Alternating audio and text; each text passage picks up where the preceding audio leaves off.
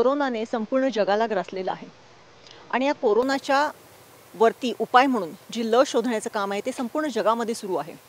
ती लस कदाचित पुढच्या काही दिवसांमध्ये किंवा काही महिन्यांमध्ये उपलब्ध होईल सुद्धा। मात्र दरम्यानच्या कालावधीमध्ये संपूर्ण आपल्या भारतात जेव्हा कोरोनाचा हा प्रादुर्भाव जेव्हा सुरू झाला त्यानंतर काही ठिकाणी औषधी फवारण्यांची एक ट्रेंड सुरू झाला। या औषधी फवारण्यांमध्ये सोडियम हायड्रॉक्सीक्लोराइड नावाचे जे काही द्रव्य आहे ते वापरलं जाते आणि या सोडियम हायड्रॉक्सीक्लोराइडच्या द्रव्याने काही रस्त्यांवरती म्हणा, काही ग्रामपंचायतीच्या हद्दीत म्हणा, त्याच्या फवारण्या रस्त्यांवरती सुरू झाल्या। रस्त्यावरती फवारणी होत होती इथपर्यंत ठीक होतं, परंतु काही कालांतराने यासाठीचे निर्जंतुकीकरण कक्ष असे उभारण्यात आले। मग हे कक्ष पहिल्यांदा काही कार्यालयांमध्ये, काही ग्रामपंचायतीच्या हद्दीत आणि नंतर काही नगरपालिकांच्या हद्दीत सुद्धा त्यांनी निर्माण केले आणि या कक्षांची संकल्पना अशी होती की एक डोम किंवा एक टनेल असा उभा करायचा आणि त्यामध्ये त्या सोडियम हायड्रॉक्सीक्लोराइडच्या फवारणी त्या डोममधून अशी अंगावरती शिंपडली जायची आणि त्यामधून माणूस चालत जायचं त्याने, जेणेकरून त्याच्या अंगावरती ती फवारणी त्या द्रव्याची पडू शकेल। मात्र त्या द्रव्याच्या फवारणीने खरंच या कोरोना तत्सम किंवा कोरोना सदृश अशा जीवाणूंचा नाश होईल का याचा जेव्हा विचार करण्यात आला त्यावेळेस केंद्र शासनाने अखेर त्याच्यावरती एक परिपत्रक जाहीर केलं आणि त्या परिपत्रकानुसार असे जे डोम आहेत किंवा सॅनिटायझेशनचे जे टनेल्स उभे केलेले आहेत ते बंद करावेत, कारण याला कुठलाही शास्त्रीय आधार नाही असं त्यांनी सांगितलं। आणि महाराष्ट्र शासनाच्या आरोग्य विभागाने सुद्धा काल एक परिपत्रक काढून अशा प्रकारचे डोम किंवा असे प्रकारचे निर्जंतुकीकरणाचे टनेल उभारू नयेत असे आदेश दिलेले आहेत।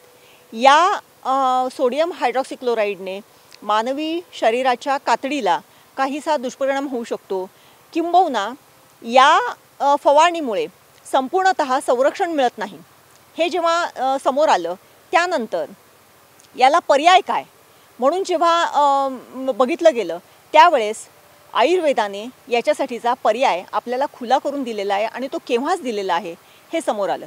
यासाठीच आज आपण आलेलो आहोत सिंधुदुर्गातील सुप्रसिद्ध वैद्य सुविनयजी दामले यांच्याकडे।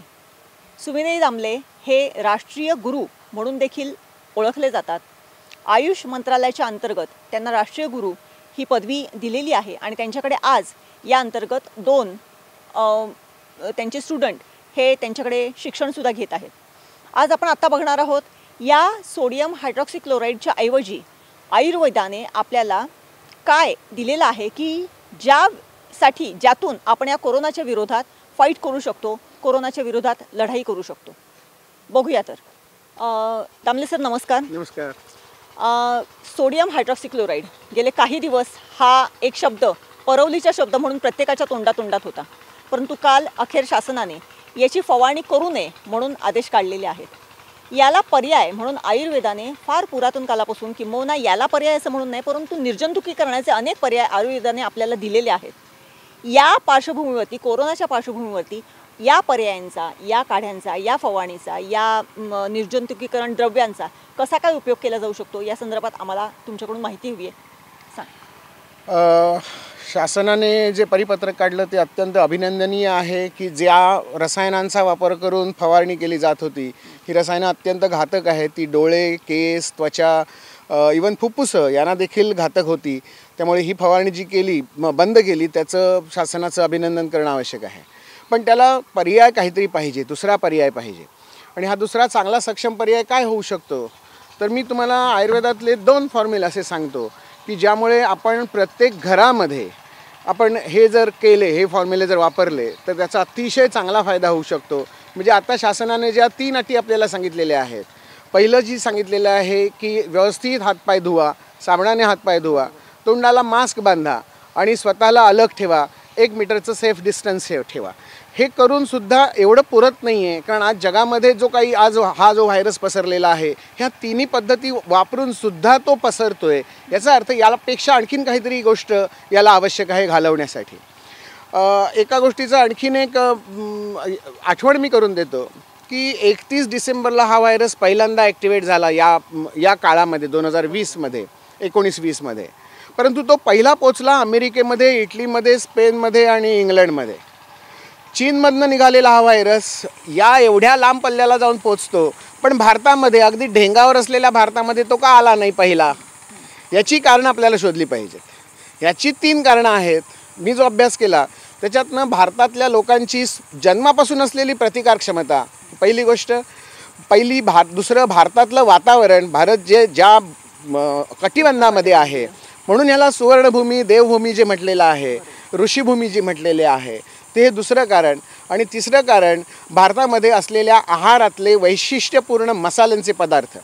ही 3 कारणं आहेत ज्या कारणांमुळे भारतामध्ये हा व्हायरस यायला फार उशीर झाला. त्यामुळे आपण या 3 कारणांचा पॉझिटिव्हली वापर करून या व्हायरसचा प्रतिकार कसा करता येईल यासाठी ट्रॅडिशनली पारंपरिक पद्धतीने भारतामध्ये जे उपाय केले जातात ते 2 उपाय आहेत. त्यातला पहिला उपाय आहे सिंचन आणि दुसरा आहे धूपन. आता सिंचन आणि धूपनमध्ये नेमका फरक काय? तर सिंचन हे आपण जे करतो, आपल्याला पूर्वी सडा सारवण सांगितलेलं होतं. म्हणजे केर काढण्याच्या अगोदर सडा टाकायचा सगळीकडे.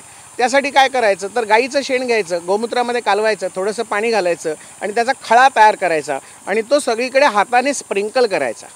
ही आपली पूर्वीची प्राचीन पद्धत होती. आमच्या लहानपणी आमच्या घरी घातलेले सडे आम्ही बघितलेले, जेव्हा आमच्या घरी फरशी नव्हती आणि जमीन होती. त्यामुळे हा एक पद्धत, सिंचन ही पद्धती आहे. आता त्याचा काढा जो कसा तयार करायचा तेही आपण बघूया. आणि दुसरी पद्धत जी आहे ही धूपन, जिथे हे लिक्विड जाऊ शकत नाही आहे. लिक्विड जे जाणार आहे हे जमिनीमध्ये जाणार आहे, जमिनीमधनं पसरत जाणार आहे. आणि दुसरी पद्धत जी आहे धूपन, या धूपनामध्ये धूर जो आहे हा धूर तयार करायचा, औषधी द्रव्यांचा धूर तयार करायचा. हा धूर वर जातो आणि सूक्ष्म जागेत सुद्धा तो शिरतो. म्हणजे जिथे पाणी पोचू शकत नाही तिथे हे धूर पोचू शकतो.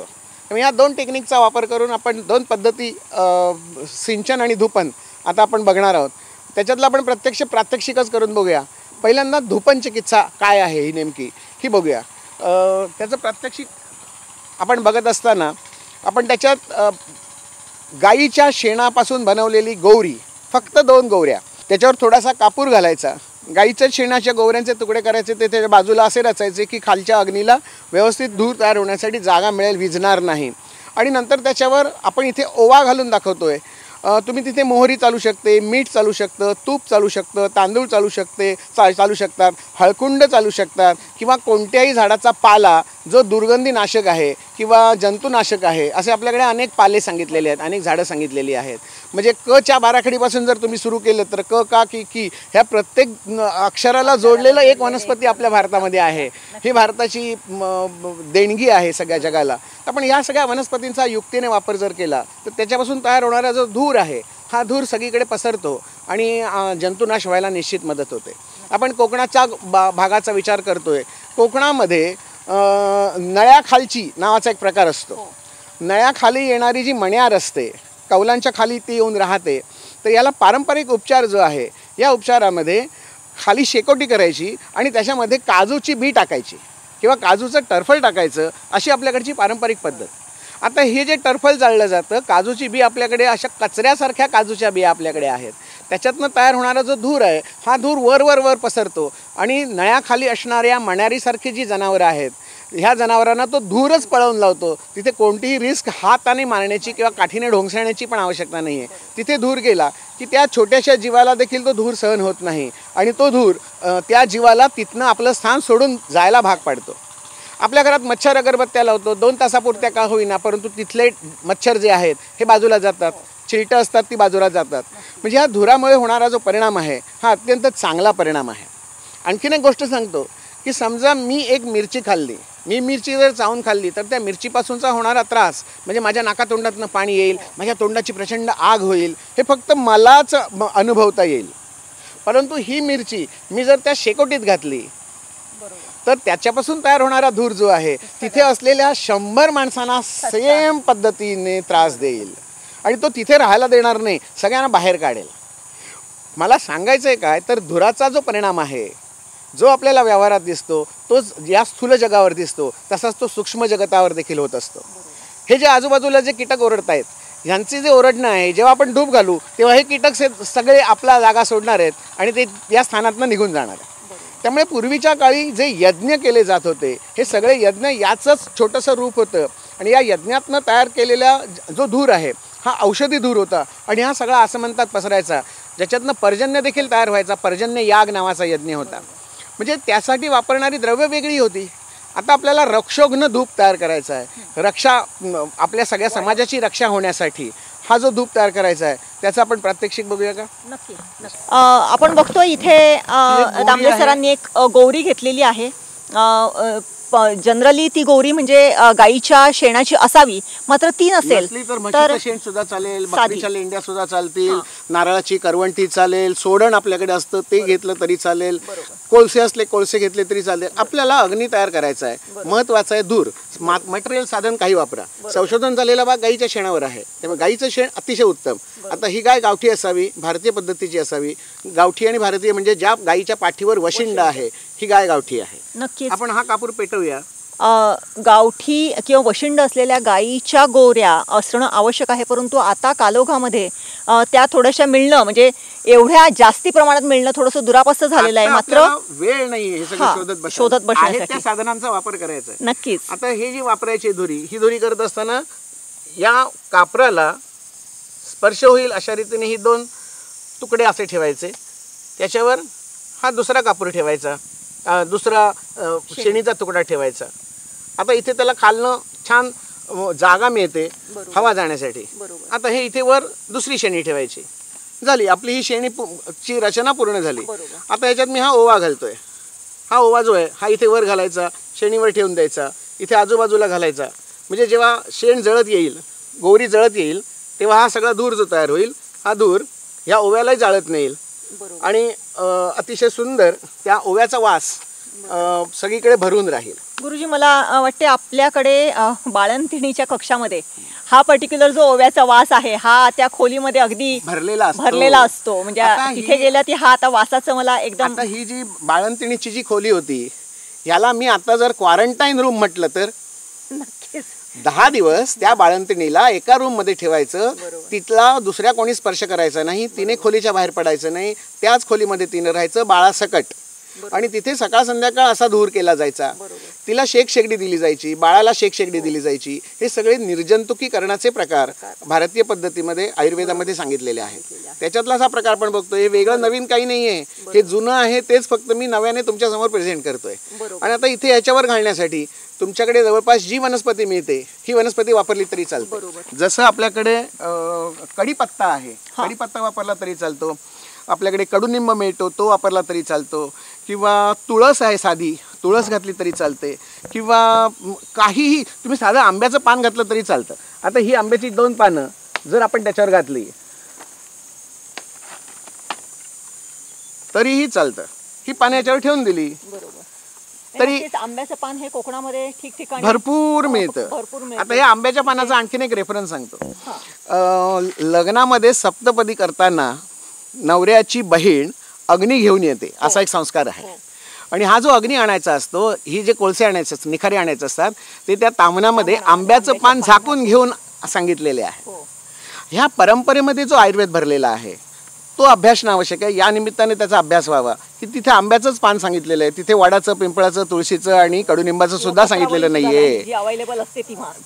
याचा अर्थ असा आहे की या आंब्याच्या धुरामध्ये इतकी प्रचंड शक्ती आहे की त्या वातावरणामध्ये असलेले सगळे जीवजंतू नाहीसे व्हावेत. म्हणूनच तर आंब्याच्या पानांची तोरणं सगळीकडे सांगितलेली आहेत. आपल्याकडे आहेत म्हणून आंबे वापरले जात आहेत असं नाही. मग फणसाचे टाळे का नाही वापरले जात? आपण जेव्हा उलटा विचार करतो तेव्हा त्याच्यातनं काय शास्त्र आहे हे आपल्याला लक्षात येत जातं. हा जो तयार झालेला धूर आहे हा अतिशय चांगल्या पद्धतीने तयार होणार आहे. इथे आता मी हा कडुनिंबाचा पाला आणला आहे. हा कडुनिंबाचा पाला आपल्या सिंधुदुर्गामध्ये कडुनिंबाची झाडं उगवतच नाही. मग काय करायचं? बाजूला जे भाजीवाले येत आहेत परराज्यातले, यांच्याकडे कडुनिंबाचा पाला येतो, ते नुसतं गटारात टाकून देतात. मग तो पाला आणायचा आणि तो ह्याच्यावर टाकायचा. ह्याच्यातनं तयार होणारा धूर आणखीन औषधी असेल. आपल्याकडे आंब्याची पानं झाली. करंज नावाचं झाड आहे. या करंजाच्या झाडाचा पाला जरी आपण वापरला तरी तो अत्यंत चांगला औषधी आहे. हे आहे ना, हे करंजाचं झाड आहे, वाळलेलं आहे. माझ्याकडे मी 4-5 दिवसापूर्वी आणलेलं होतं. ओली पण पानं आपण बघूया, ही याच्यावर ठेवायची. आता मला सांगा, याच्यातनं जो तयार होणारा जो धूर आहे हा धूर इतका माझ्या नाकाला सुद्धा आता त्याचा त्रास व्हायला लागला. आणि हा त्या छोट्या छोट्या जीवांना निश्चितपणे निघून जातो. इथून तयार झालेला जो धूर आहे ह्या धुराचं कार्यक्षेत्र किती आहे आपण जर बघितलं, साधारणपणे 20 मीटर उंच आणि 20 मीटर बाजूला. तुम्ही आणखीन एक 5-10 मिनिटात जरी तुम्ही इथनं बाजूला गेलात तरी हा धूर तुम्हाला रस्त्यावरपर्यंत पोचलेला दिसेल. याचा अर्थ ज्याची क्षमता जी आहे ही लॉंगिट्युडनल, हॉरिझॉन्टल तुम्ही आणि व्हर्टिकल कसंही बघितलं कमीत कमी 20 मीटर एवढी याची क्षमता असल्यामुळे 20 बाय 20 एवढा परिसर, हा एवढासा धूर, आणि त्याच्यात फक्त 2 गोऱ्या वापरलेल्या आहेत. खर्च बघायला तर काहीच नाही. विकतचा माल याच्यातला फक्त एकच, कापूर आणि काडेपेटीची एक काडी. नक्कीच. म्हणजे आपण जे आता हे रासायनिक द्रव्य की जी कित्येक हजारो रुपयांची असतात आणि त्याचं निर्जंतुकीकरण कक्ष आता केलेले होते, अर्थात आजपासून ते थांबवलेले आहेत, मात्र त्याच्यापेक्षा हे जे लोकल म्हणजे आपल्याकडे जागोजागी आढळणाऱ्या ज्या वनस्पती आहेत, गोवऱ्या आहेत किंवा अगदी सुकलेली पानंसुद्धा जी काय असतील ती की जी आपण सकाळी दररोज झाडून एका बाजूला कोपऱ्यात ठेवून देतो, ती सुद्धा ह्याच्यावरती टाकली तरी त्याचा चालू शकतात. म्हणजे हा जो धुपणाचा जो भाग आहे, हा धुपणाचा भाग अत्यंत चांगला, बिन पैशाचा, आणि हा प्रत्येक घरात करावा. बरोबर. आणि याची जर वेळ ठरवून घेतली, सूर्योदय आणि सूर्यास्त अशी जर 2 वेळात ठरवल्या आपण, सूर्योदय म्हणजे अगदी आता सूर्योदय किती वाजता होतोय कळतच नाही, कारण सगळेच रविवार सध्या झालेले होते. त्यामुळे सकाळी 6 वाजता आणि संध्याकाळी 6 वाजता, ज्याला कातर वेळ आणि उगवतीची वेळ असं म्हटलं जातं आपल्याकडे, ह्या 2 वेळेला जरी आपण हे सकाळ संध्याकाळ धूप जरी घातला, आपल्या घरात तयार करायचा, घरात तो सगळीकडे फिरवायचा, सगळ्या रूममध्ये फिरवायचा. आणि विशेषत्वाने फिरवायच्या जागा कुठच्या आहेत तर पडद्याच्या मागे, टी व्हीच्या मागे, टी व्हीच्या टेबलच्या खाली, कॉम्प्युटर रूमच्या खाली, बेडच्या खाली, किचनमध्ये सिंकच्या खाली, किंवा ट्रॉलीज आहेत त्या ट्रॉलीच्या मागच्या बाजूला, जे हिडन स्पेसेस आहेत इथे हा धूर पोचला पाहिजे. आणि तिथे तो सहज पोचतो. ओलसरपणा असतो, दमटपणा असतो, जिथे डास साठलेले असतात, ह्या सगळ्या ठिकाणी जर हा धूर पोचवता आपल्याला आला, आणि काही करायचं नाही आहे, त्याला काही लागत नाही आहे दुसरं, आणि हा सगळा धूर तिकडे नेऊन पसरवला तर त्या ठिकाणमधले जे सूक्ष्म जीव असतात हे जीव आपलं स्थान सोडतात आणि बाहेर निघून जातात. गुरुजी, हे झालं धूपन की ज्याच्यामुळे 20 मीटर बाय 20 मीटर किंवा एवढा परिसर ह्याच्यामुळे डिसइन्फेक्टंट थोडक्यात होऊ शकतो. दुसरी एक पद्धत तुम्ही सांगितलं शिंपण. शिंपण म्हणजे काय आणि त्याचं कसं काय, त्याचं टेक्निक काय आहे? त्यासाठी आपल्याला पुन्हा 3-4 वनस्पती लागतील. आत्ता या क्वारंटाईनच्या काळामध्ये तुम्हाला बाहेरनं एखादी वनस्पती आणायची ठरवली तर तुम्हाला ती अवेलेबल नाही आहे. आत्ता माझ्या घरात जे काही करायचं आहे त्या पद्धतीत जे मटेरियल वापरायचं आहे ते उपलब्ध असलेल्या साहित्याचा वापर करून आपल्याला सिंचन करता येईल का? हो, अगदी निश्चितपणे करता येऊ शकेल. आता आपल्याकडे घरात मिसळणाच्या डब्यामध्ये मोहरी आहे, हिंग आहे, मिरी आहे, दालचिनी आहे, तमालपत्र आहे, चक्रीफूल, दगडफूल आहे, किंवा जायपत्री आहे, आणि तूप आहे, तांदूळ आहे, हळद आहे. ही सगळी जी औषधं आहेत, हा मिसळणाचा डबा. जायपत्री हे तर आपल्या परड्यात सुद्धा असतं. आता दालचिनी आहे, दालचिनीची जी पानं आहेत त्याला आपण तमालपत्र म्हणतो, ही तमालपत्राची पानं आहेत. तुळस आहे, ही जी आता मग याच्यातली जी मिळणारी आहेत जी पानं, आपल्याकडे बेलाचं झाड असतं, मग तो बेल असू देत. निर्गुंडी नावाची एक वनस्पती मिळते. निर्गुंडी म्हणजे आपण त्याला लिंगड म्हणतो, कात्रे लिंगड, आपल्या भागामध्ये याला कात्रे लिंगड म्हणतात. ह्याची पानं काढूया. कात्री लिंगडीची पानं आहेत, कढीपत्ता आहे. ह्या सगळ्या पानांचा काढा तयार करायचा. म्हणजे सगळी समजा जर आपल्याकडे मुठभर द्रव्य असतील, प्रत्येक झाड हे जर मुठभर असेल, किंवा प्रत्येक द्रव्य मगाशी मी मिसळण्यातल्या डब्यातलं सांगितलं, हे 1-1 चमचा जरी घेतलं, ह्याच्यातलं काहीही मिळालं तरी चालेल. सगळं मिळालं तर उत्तमच आहे. ह्याच्यातलं काहीही 1-1 द्रव्य जरी मिळालं तरीसुद्धा पुरेसं आहे. तरीसुद्धा आपण त्याचा तयार झालेल्या पानांपासून आपण काढा तयार करू शकतो. आणि हा जो काढा आहे, औषधी काढा, ह्या काढ्याचं आपण सिंचन करू शकतो. हाच काढा आपण हँड सॅनिटायझर म्हणून वापरू शकतो. हाच काढा आपण तोंड धुण्यासाठी वापरू शकतो. हाच काढा आपण पायावर पाणी म्हणून घेऊ शकतो. हाच काढा आपण आंघोळीच्या पाण्यात टाकून आंघोळ देखील करू शकतो. हा मल्टीपर्पज आहे. किंवा आता जे काही सॅनिटायझेशन पॅनल्स उभे केलेले आहेत ते फुकट जाणार आहेत, त्यामध्ये देखील हा काढा भरायचा आणि सगळीकडे फवारायचा. मग बाहेर जाणारी सगळी वाहनं आहेत, घरात आल्यानंतर फवारणी करा. किंवा बाहेर नाही आपण चप्पल घालून येतो, चप्पलावर जे व्हायरस राहिलेले आहेत या चप्पला धुवून घ्या, या काढ्याने धुवून घ्या. म्हणजे अगदी बुचकळून काढायलाच पाहिजे अशातला भाग नाही. नुसता स्प्रे केला ना तरी पुरेसा आहे. सध्या आंब्याची फवारणी पूर्ण झालेली आहे. आंबे आता तयार होत आहेत.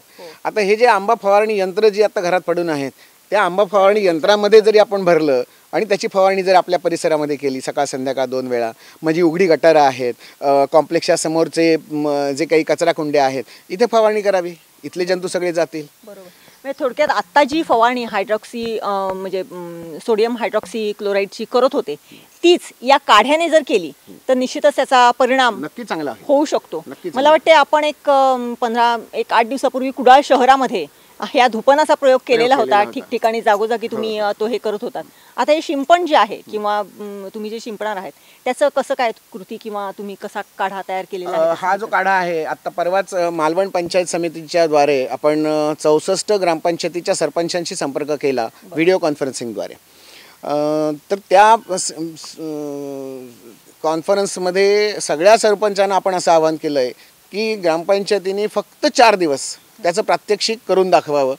सार्वजनिक ठिकाणं जी आहेत, मग ते रस्ते असतील, काही चौक असतील, काही वाड्या असतील, काही सार्वजनिक स्वच्छतागृह असतील, काही बस स्टँड असतील, ज्या गावात जे उपलब्ध आहे, जिथे गर्दीचं ठिकाण असू शकतं, जिथे एकत्र येण्याचं प्रमाण जास्ती आहे, या ठिकाणी येऊन हे आपण जर सार्वजनिक सिंचन केलं तर ते अधिक चांगलं परिणामकारक असतं.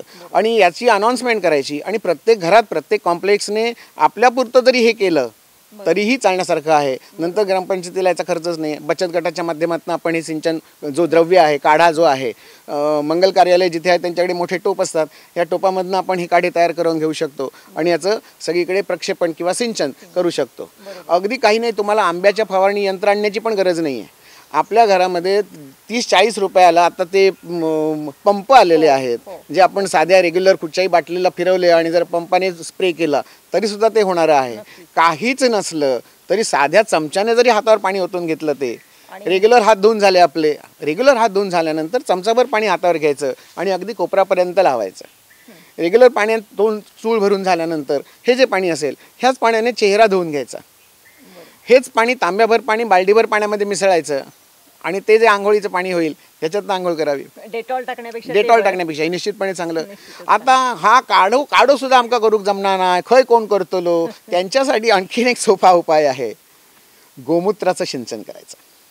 काढेपिढे काहीही करण्याची आवश्यकता नाही, उकळायला नको, एक काडीपेटी आणि कापूर सुद्धा घ्यायची आवश्यकता नाही. ज्या आपल्या देशी वंशाच्या गायी आहेत यांच्यापासून मिळालेलं जे गोमूत्र आहे, ह्या गोमूत्राचं सिंचन जरी सगळीकडे केलं, आज आंबा बागायतदार आंब्याच्या फवारणीसाठी गोमूत्राचं सिंचन करायला लागलेले आहे. ह्याला आपण सेंद्रिय पद्धतीची शेती म्हणूया. हे जे आहे हे सकाळ संध्याकाळ जर केलं तर त्याला अग्निहोत्र म्हटलं जातं. सूर्योदय सूर्यास्ताची वेळ जर पकडली आणि त्याच्यात तूप आणि तांदूळ याचं जर हवन केलं तर त्याला अग्निहोत्र म्हणतात. याच्यावर जर्मनीसारख्या देशामध्ये, पोलंडसारख्या देशामध्ये संशोधन सुरू आहे सध्या. भारतीय पद्धत आहे आणि त्याच्यावर जगामध्ये संशोधन चाललंय. आज जग भारताकडे एका वेगळ्या आशेने बघतंय. आमचे आदरणीय पंतप्रधान 18 देशांच्या समितीचे मुख्य सदस्य आहेत आणि त्यांना मुख्य केलेलं आहे. का? कारण बाकीचं जग भारताकडे काहीतरी वेगळं, आम्हाला भारताकडनं ऐकायचं आहे, भारताकडनं वेगळं काहीतरी शिकायचं आहे, त्याच्यात कोण देऊ शकेल आम्हाला आधार, तर तो भारतच देऊ शकतो आणि भारतीय परंपराच देऊ शकतात. या हेतूने कदाचित मोदीजींना या 18 देशांच्या ह्या कोविड-19 निर्मूलन योजनेमध्ये यांना जे प्रमुख बनवलेलं आहे हे याचंच कदाचित द्योतक असेल. हा भारताकडे बघण्याचा दृष्टिकोन आहे जगाचा. आणि आता आपण हे जगाला आत्ता या क्षणाला आपण दाखवून द्यायला पाहिजे की या पद्धतीमध्ये प्रचंड पोटेन्शियल आहे, याच्यावर संशोधन व्हायला पाहिजे. याच्यावर आणखीन सूक्ष्म रीतीने इथलं व्हायरस बॅक्टेरिया किती प्रमाणात नष्ट होत आहेत याच्यावर जर संशोधन केलं, यासाठी आयुष डिपार्टमेंटने, आयुष विभाग जो आहे आमचा, ह्या मिनिस्ट्रीने ह्याच्यात पुढाकार घेऊन या पद्धतीचं सिंचन आणि धूपन या 2 पद्धतींवर जरी संशोधन केलं, प्रिव्हेन्शन आस्पेक्ट लक्षात घेऊन, ट्रीटमेंट पार्ट वेगळा राहू देत, पण निदान प्रिव्हेंटिव्ह मेजर म्हणून लोकांमध्ये हा पसरू नये म्हणून केवळ हे जे 3 उपाय सांगितले जात आहेत त्याच्या जोडीला हे आणखीन 2 उपाय जर सांगितले गेले तर निश्चितपणे आपण उत्तम सॅनिटाईज होऊ शकतो आणि उत्तम निर्जंतुक स्वतःला आणि समाजाला करू शकतो. नक्कीच आयुर्वेद हा भारताने जगाला दिलेला एक फार मोठा शास्त्र आहे. मला वाटते ज्या चीनमधून या कोरोनाची सुरुवात झाली, वुहानमधून कोरोनाची सुरुवात झाली, ते चीनमध्ये सुद्धा आयुर्वेदिक म्हणजे त्यांचे जे ट्रेडिशनल त्यांचे मेडिसिन्स आहेत त्यांचं सुद्धा ते बऱ्यापैकी आता तिथे वापर करतायत. म्हणजे त्याचा वापर आणि त्यांनी सिद्ध पण केलेला आहे. त्या संदर्भात आपण काय सांगाल? अनेक देशांच्या परंपरा असतात. त्या परंपरेमध्ये आपल्याला जवळचा असलेला चीन ह्याची एक वेगळी परंपरा आहे आणि चीन देशामध्ये त्यांच्या ट्रॅडिशनल मेडिसिनमध्ये काही हर्ब्स ते वापरतात. त्या हर्बची नावं त्यांच्या पद्धतीने असतील, परंतु त्यांच्या सरकारने त्यांना प्रोत्साहन देण्यासाठी जगाचा विरोध पत्करून देखील या संसाधनांचा, त्यांच्या देशात असलेल्या संसाधनांचा किंवा ट्रॅडिशन्सचा वापर करायला अनुमती दिलेली आहे आणि त्यांना अतिशय चांगले सकारात्मक परिणाम तिथे मिळत आहेत. नक्कीच. एकूणच आता ह्या कोरोनाच्या पार्श्वभूमीवरती जसं लस किंवा त्याच्यावरती काही उपाय मिळेल का ह्याच्यासाठी जे सुरू आहे, प्रत्येक देशामध्ये त्याचं संशोधन सुरू आहे. आयुर्वेद म्हणा, युनानी म्हणा, होमिओपॅथी म्हणा, या ह्याच्यामध्ये जसं तुम्ही म्हणालात की आयुष मंत्रालयाने यासाठीचे म्हणजे हे धुपन म्हणा, सिंचन म्हणा, यासाठीचे जे असे जे फॉर्म्युले आहेत ते जास्तीत जास्त प्रभावीपणे वापरता येतील याच्यासाठी प्रोत्साहन देण्याची अत्यंत आवश्यकता आहे. निश्चितच या आपल्या कार्यक्रमानंतर याच्याकडे निश्चितच लक्ष दिलं जाईल आणि भविष्यामध्ये किंवा लवकरच यावरती सुद्धा फार सकारात्मक असा विचार होईल अशी आपण आशा करूया. आपण आता काही वनस्पती इथे दाखवतो. ह्या वनस्पती आपल्या आड्याला, आपल्या परड्यामध्ये, आपल्या रस्त्यावर कचऱ्यासारख्या उगवलेल्या असतात. आता माझ्या हातात ही जी वनस्पती आहे ह्याला आपण कडू मेहंदी किंवा कडवी किंवा कोडवी अशाही पद्धतीत पारंपरिक शब्दाचे उच्चार आहेत. ह्याला फुलं येतात, पांढऱ्या रंगाची फुलं येतात. बकऱ्या सुद्धा हे पान खात नाहीत म्हणून ही आड्याला किंवा कुंपणाला ही वनस्पती लावली जाते. याची आणखीन एक वासही अत्यंत उग्र वास असतो, त्यामुळे ती बकरी बिकरी कोणी खात नाही. या वनस्पतीचा काढा करून आपल्याकडे गोवरणी कांजिण्या झाल्यानंतर 7व्या दिवशीची जी आंघोळ असते यामध्ये या वनस्पतीचा काढा करून पहिली आंघोळ 7व्या दिवसानंतरची आंघोळ जी आहे गोवरणी कांजिण्या उतरल्यानंतर त्यासाठी या वनस्पतीचा काढा वापरला जातो. याचा अर्थ असा आहे की ट्रॅडिशनली पारंपरिक पद्धतीमध्ये सुद्धा आपल्याकडे या पानांच्या वनस्पतीच्या पानांच्या काढ्यांचा वापर करून शरीर शुद्ध, पूर्ण शरीर शुद्ध करण्यासाठी आंघोळ हे एक अत्यंत चांगलं माध्यम आहे आणि त्यासाठी ही वनस्पती वापरली जाते. ही कडवी नावाची वनस्पती आपल्या आजूबाजूला भरपूर मिळते. पानं जर पावसाळ्याच्या दिवसानंतर बघितली तर खूप मोठी होतात. हे हिरव्या रंगाचं पान आहे, अतिशय उग्र वासाचं पान आहे, पांढऱ्या रंगाची फुलं येतात. ही आता दुसरी वनस्पती आहे. ही साध्या तुळशीसारखीच दिसणारी वनस्पती आहे. रान तुळस आपण म्हणूया. जंगलात अतिशय प्रचंड प्रमाणात वाढलेली असते. याही वनस्पतीचा वापर आपण काढा करण्यासाठी करूया. आणि म्हणजे आता आपण अशा यालाही पानांना अतिशय उग्र वास आहे. हे जर पान नुसतं चुरगळलं तरी देखील याला खूप तीक्ष्ण वास आहे. म्हणजे हाताचा वास धुतला तरी जात नाही, इतका उग्र वास आहे याला. हे झालं दुसरं. हे आपल्याकडे एक तिसरं झाड आहे, करंज नावाचं हे झाड आहे. हे झाड आता ही अगदी कोवळी पानं आत्ता आहे त्याच्यातली. ही पानं जरा जून आहेत त्यातल्या त्यात. ही जी पानं आहेत ह्या पानांचा अत्यंत हिरवा वृक्ष असतो. ह्या पानांचं, फुलांचं, फळांचं, सालीचं तेल काढलं जातं आणि कडू तेल या नावाने हे बाजारात उपलब्ध आहे. विशेषतः जनावरांना पडणाऱ्या जखमा ज्या असतात ह्या जखमा बऱ्या होण्यासाठी पारंपरिक पद्धतीने आपल्याकडे शेतकरी लोक या तेलाचा वापर करतात. ह्याला करंज तेल असं शास्त्रीय नाव आहे. आणि कडू तेल, स्किन इन्फेक्शन्स जी असतात, म्हणजे आता आपल्याकडे साथीच्या आजारांमध्ये आणखीन एक व्हायरल इन्फेक्शन आहे, ह्याला रिंगवर्म असं म्हणतात. आता हे रिंगवर्म जवळजवळ 2-2 वर्ष हे कमी होत नाहीये.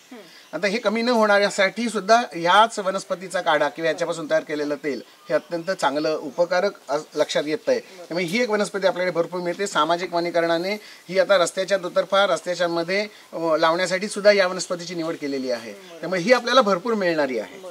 तिसरं आहे हा कडुनिंब आहे. कडुनिंब हा अत्यंत औषधी आहे. घाटावर या मुबलक प्रमाणामध्ये रस्त्याच्या दोन्ही बाजूला याची जंगलं आहेत.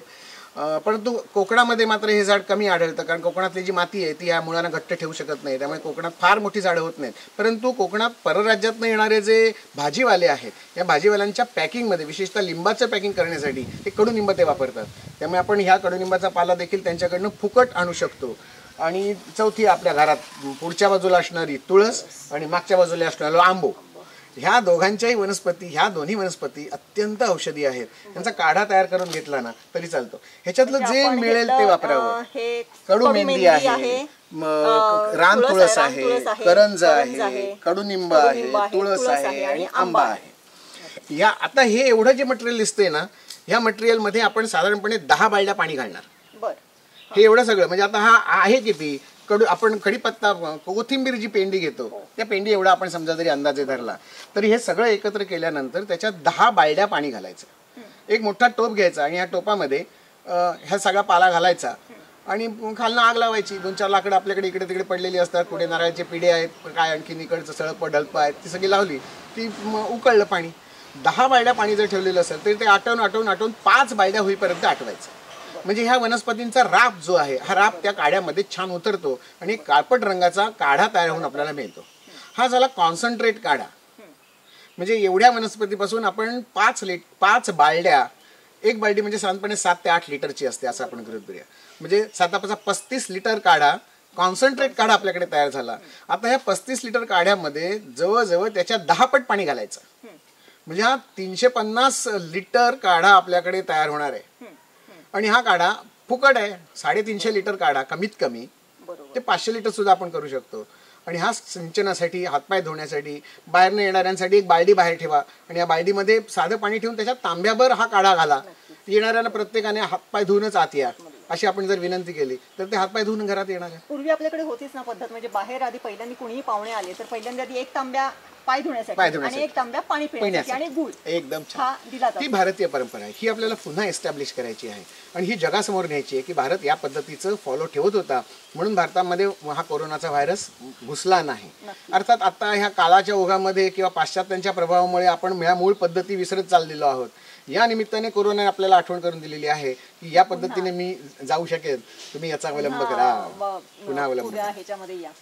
सर मगाशी म्हणाला तुम्ही की याच वनस्पतींबरोबर तुम्ही मिसळण्याच्या डब्यातल्या काही वस्तूंचा उल्लेख केला. आता त्यांचा काढा सुद्धा आपल्याला करता येईल. कशा पद्धतीने? आता ही पानं समजा आपल्याकडे नाही आहेत, ह्याच्याबरोबर आणखीन आता इथे दिसणाऱ्या 2 वनस्पती मी तुम्हाला सांगेन. फणस आहे, इथे सीताफळ आहे, रामफळ आहे, इथे तमालपत्र आहे.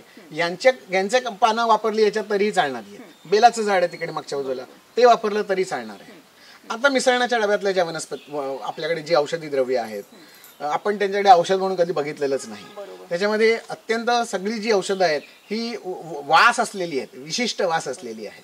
मग ती मोहरी असू देत, हळद असू देत, लवंग असू देत, मिरी असू देत, दालचिनी असू देत, तमालपत्र असू देत, कांदा असू देत, लसूण असू देत, ही सगळी वास असलेली, विशिष्ट वास असलेली औषधं आहेत. आणि हा जो वास आहे, हा वास या जंतूंना सहन होत नसतो. हा तीक्ष्ण वास आहे, त्यांच्या दृष्टीने हा तीक्ष्ण वास आहे. त्यामुळे या सगळ्या वनस्पती, या सगळ्या पदार्थांना एकत्र करून जरी काढा केला, म्हणजे 10-12 लवंगा, 10-12 काळी मिरी, 1 चमचा हळद पावडर, 1 चमचा मोहरी, 1 चमचा कापूर घालूया आपण नंतर त्याच्यामध्ये, किंवा 1 चमचा हिंग घेऊया आणि हे सगळं उकळत ठेवूया. 1 लसणीचा गड्डा झेजरायचा आणि टाकायचा, 1 कांदा चिरायचा, चॉप करायचा आणि पाणी घ्यायचं. आता पुन्हा पाणी किती घ्यायचं? जे मटेरियल असेल त्याच्या साधारणपणे 10 पट किंवा 16 पट सांगितलेलं आहे.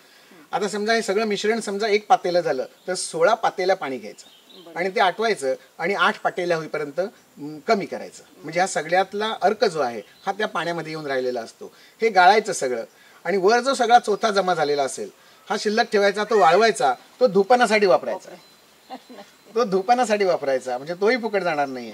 इव्हन आता हा जो पाला आपला आहे, हा पाला शिजवून झाल्यानंतर जो चोथा शिल्लक राहणार हा वाळवा ना उन्हामध्ये. आता छान कडक ऊन आहे, हा वाळलेला पाला देखील आपण धुपणासाठी वापरू शकतो.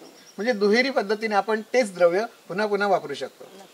आणि जो काढा तयार होणार 350 ml समजा आपला काढा तयार झाला तर तो काढा आपण सॅनिटायझरचे रिकामे डबे आपल्याकडे असतील त्याच्यात भरूया किंवा बाटलीमध्ये भरूया. आता रिकाम्या बाटल्या असतात, पाणी पिण्याच्या रिकाम्या बाटल्या असतात, त्याला टाचणीने 2-4 भोकं मारायची, आतमध्ये घ्यायचं आणि सगळीकडे खेळ खेळलो तरी चालणार आहे. रंगपंचमीमध्ये जसे खेळ पाणी उडवलं जातं तसे ह्या काढ्यांची आंघोळ जरी एकमेकांना भिजवण्यासाठी केली तरी क्वारंटाईन राहून खेळ होईल, गंमत होईल, सिंचन पण होईल आणि रोग निर्मूलन देखील व्हायला मदत होईल. त्यामुळे या पद्धतीचा आपण वापर करूया. आता प्रत्यक्ष काढा आपण कसा करायचा ह्याचं प्रात्यक्षिक बघूया.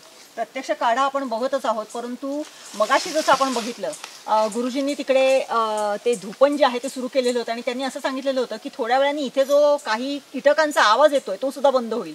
आणि आपण बघतोय तो कीटकांचा आवाज खरंच बंद झालेला आहे. मगाशी जो किर्र असा एक विशिष्ट प्रकारचा आवाज येत होता तो आता पूर्णपणे बंद झालेला आहे. फक्त पक्ष्यांच्या किलबिलाट आपण पाठच्या बॅकग्राऊंडला आपण ऐकतोय.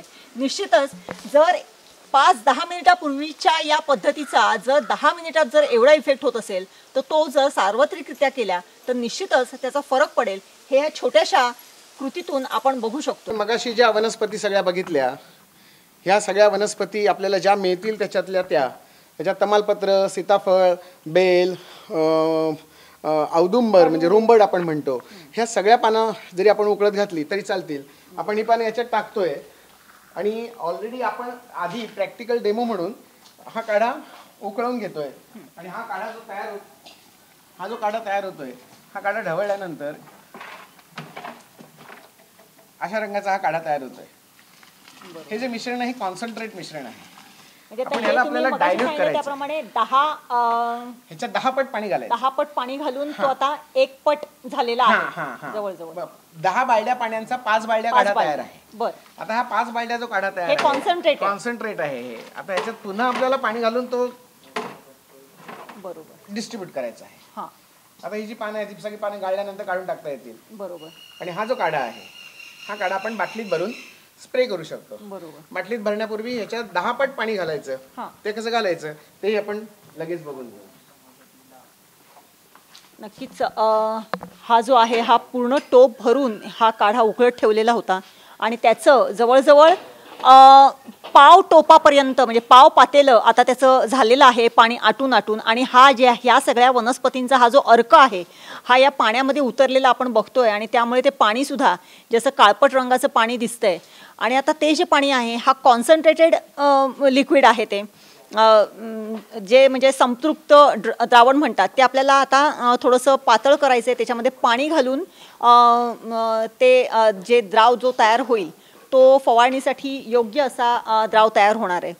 आपण बघतोय आता हे जे कॉन्सन्ट्रेटेड लिक्विड होतं ते छोट्या बादलीमध्ये टाकलेलं आहे. एक भांडभर हे लिक्विड टाकलेलं आहे बादलीमध्ये आणि या एक भांड ह्याच्यामध्ये एक अर्धच पाणी होतंय. 2 अडीच म्हणजे एकाच अडीच असं साधारण प्रमाणामध्ये ते जे मिश्रण आहे किंवा तो जो द्रावण आहे ते तयार करण्यात आलेलं आहे.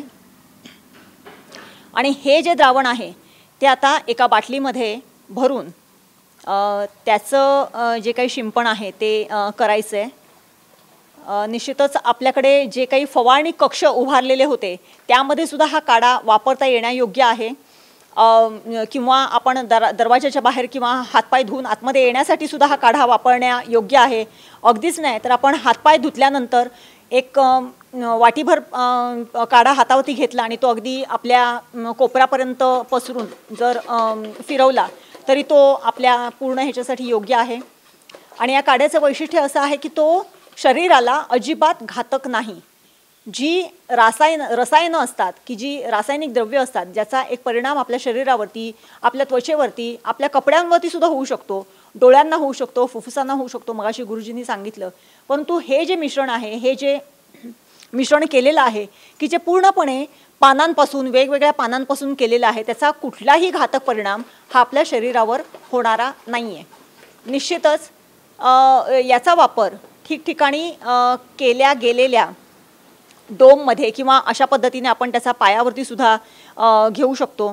जे आपण साध्या पाण्याने आपण पाय धुणार आहोत त्याऐवजी ह्या औषधी पाण्याने जर पाय धुतले तर निश्चितच जे काही रोगजंतू आहेत किंवा विषाणू आहेत ते त्याचा जो काही काउंट आहे किंवा ते पूर्णपणे निष्क्रिय ठरण्यासाठी त्याचा निश्चितच उपयोग होणारा आहे. किंवा प्रत्यक्ष फवारणीसाठी सुद्धा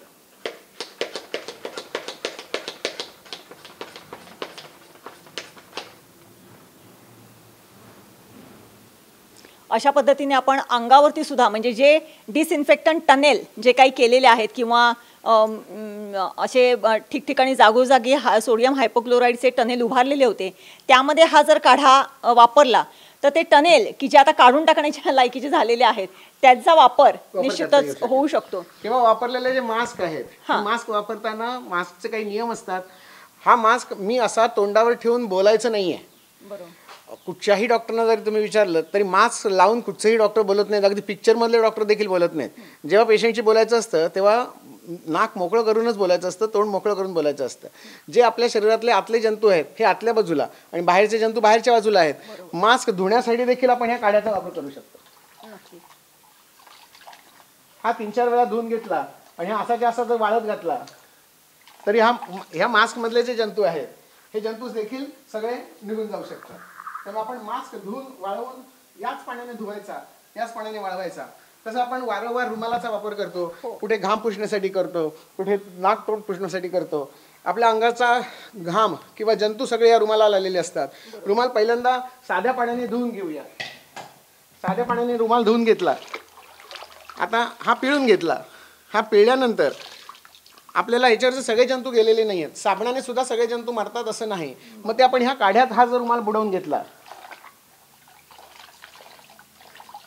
आणि हा वाळत घातला तर हा अधिक जंतुनाशक होईल. बरोबर. निश्चितच म्हणजे आज आपण साबणाने वारंवार हात धुवा असं सांगितलं जाते.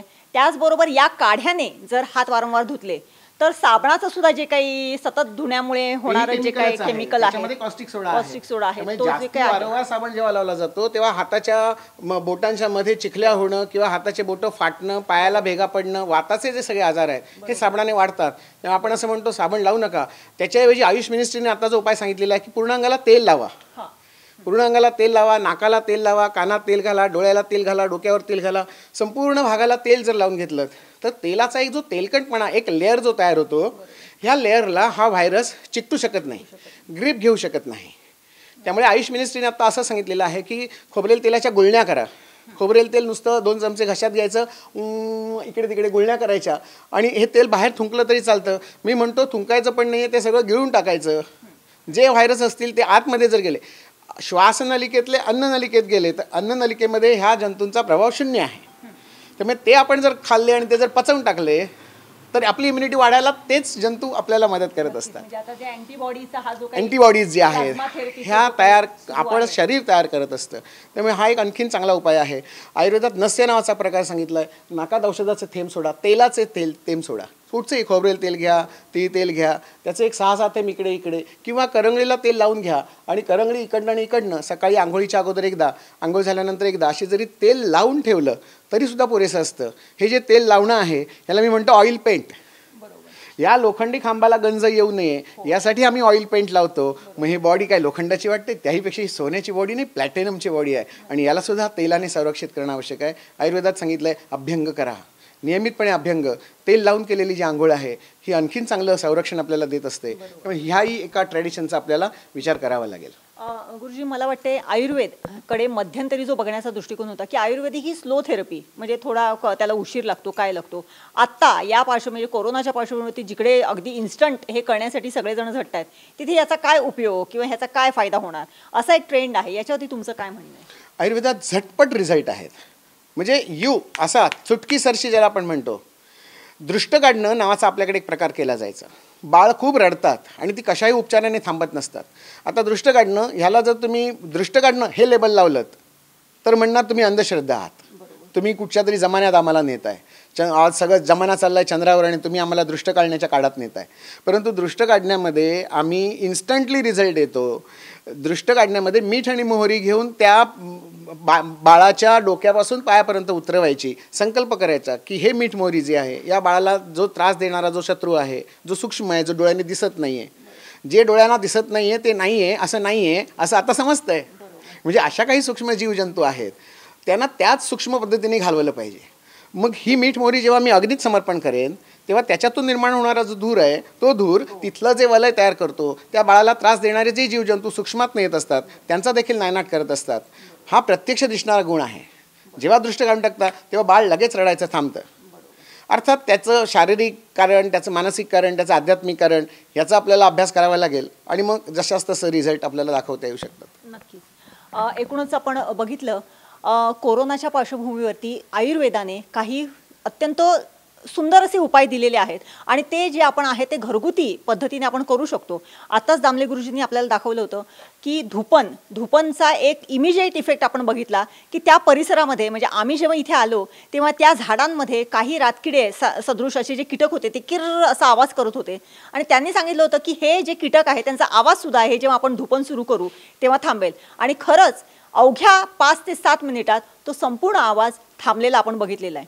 त्याच पद्धतीने हे जे शिंपण आहे या शिंपणामधला हा जो काही काढा बनवलेला आहे अगदी आपल्या घराच्या परड्यात म्हणा, आड्याला म्हणा, आपल्या घरोघरी दारोदारी कोकणामध्ये आंब्या, तुळशीच्या पानाला, करंजाच्या पानाला अजिबात तोटा नाही अशी पानं घेऊन हा काढा बनवलेला आहे.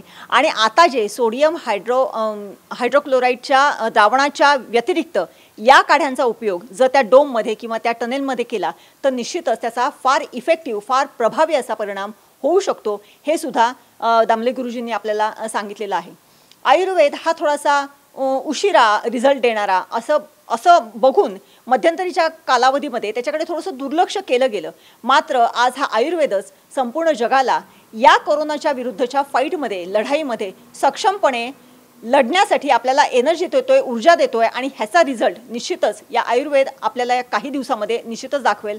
कदाचित भारत हा असा एकमेव देश असेल की जो आयुर्वेदातून या कोरोनासाठीचं जे काही औषध आहे ते निश्चितपणे शोधून देईल असाही विश्वास आपल्या इथल्या दामले गुरुजींसारख्या संशोधकांना, आपण संशोधक म्हटलं तर वावगं ठरणार नाही, कारण ते एक संशोधकसुद्धा आहेत. ते जसे उत्तम वैद्य आहेत तसे संशोधकसुद्धा आहेत. त्यांचे विविध संशोधनं सुरू असतात आणि नेहमी ते आपली संशोधनं ही सर्वसामान्य लोकांना सांगत असतात, जेणेकरून त्यांनी त्याचा अवलंब करावा आणि अशा साध्या सोध्या घरगुती उपायांमधून हे जे काही कोरोना सदृश जे काही विषाणूचं संकट जे आलेलं आहे ते दूर ठेवण्यासाठी, आपल्यापासून परावृत्त करण्यासाठी निश्चितच त्याचा उपयोग होऊ शकतो. याच्यासाठीची साधी साधी आणि सोपी प्रात्यक्षिकं आज दामले गुरुजींनी आपल्याला दाखवलेली आहेत. निश्चितच आयुर्वेद हा फार मोठा आणि अत्यंत उत्कृष्ट असा उपाय आहे आणि त्या उपायातून आपण लवकरच कोरोनावरती मात करू शकू असा विश्वास आहे. कॅमेरामन साबाजी परबसह मी देवयानी वरसकर, कुडाळ.